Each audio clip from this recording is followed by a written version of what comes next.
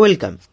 Today we explored Sāṃkhya, perhaps the most analytical and dualist framework in the history of Indian thought. Founded by the sage Kapila, Sāṃkhya does not ask you to believe, it asks you to calculate. Its name literally means number or enumeration. Unlike systems that seek a single unifying God, Sāṃkhya possessed a radical dualism. The eternal dance between dead matter, Prakriti, and pure spirit, Purusa. It is an astika or orthodox school, yet it relies entirely on logic and human perception to solve the ultimate problem of existence. And the end of the suffering is possible through realizing the dualism of Prakriti and Purusa. Before we understand the universe, we must understand how things are made. Sāṃkhya gives us Satkaryavada, the doctrine of pre-existence effect. It argues that an effect is simply a change of state, not a new creation. Think of a sesame seed. We can get oil from it because the oil is already there, latent and hidden. You cannot press oil from sand because sand does not contain the potency of oil.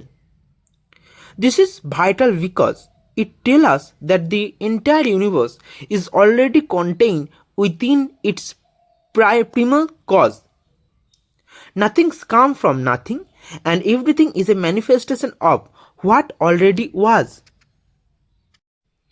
Let's talk about Prakriti. Prakriti is the root nature. She is the unconscious, eternal and all-pervasive matrix of the physical world. But she is not static.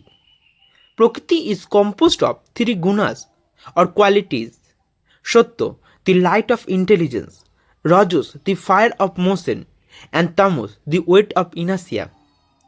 When those three are in perfect balance, the universe is silent. But the moment the balance is disturbed, evolution explodes outward.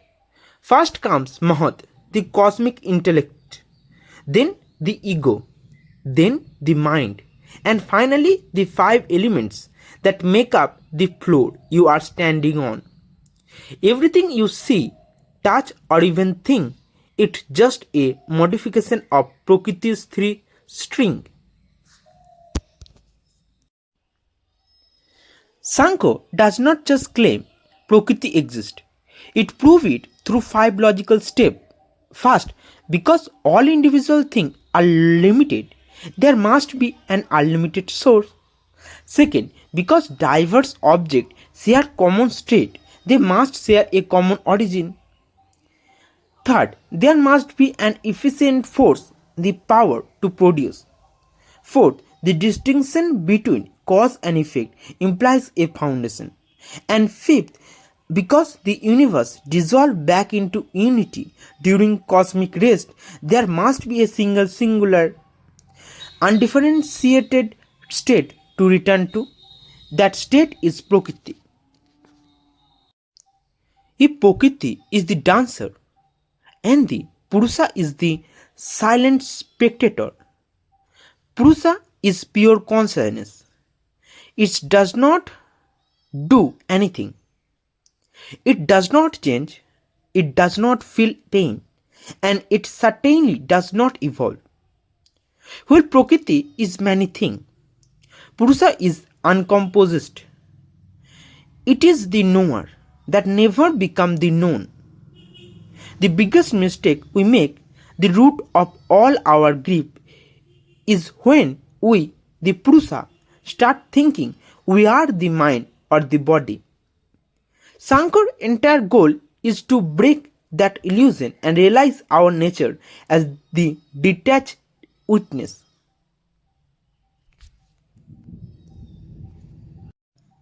How do we prove consciousness exists if it has no physical form?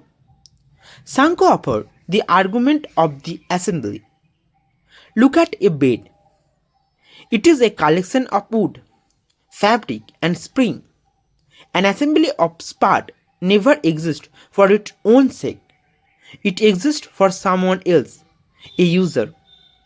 The universe is a massive assembly of matter, which means it must exist for the sake of a conscious being who is not matter. Furthermore, since we experience pleasure and pain, there must be an experiencer.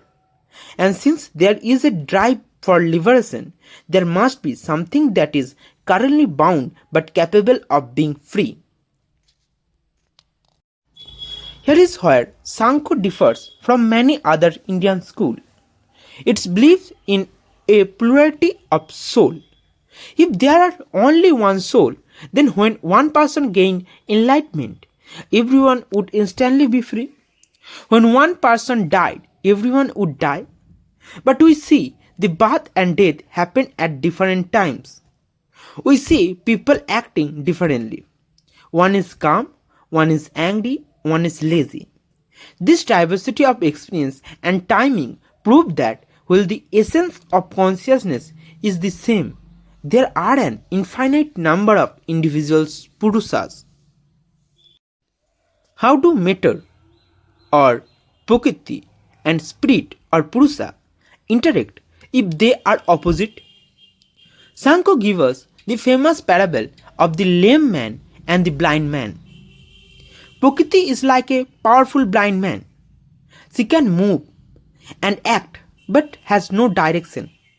Purusa is like a lame man who can see perfectly but cannot move. To cross the forest of existence, the lame man sits on the blind man's shoulder. Purusa provides this sight or consciousness, and Prakriti provides the motion.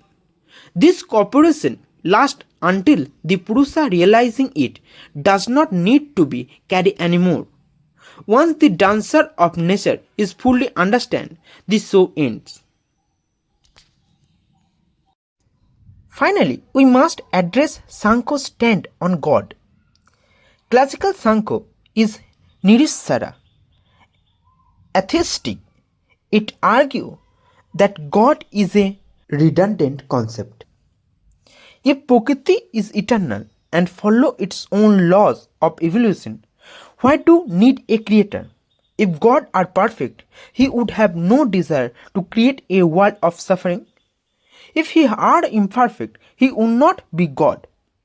For the Sāṃkhya philosopher, the interaction between the law of karma and the presence of Purusa is more than enough to explain the mechanics of the universe. In this system, salvation is not a gift from a deity. It is a logical result of self-knowledge.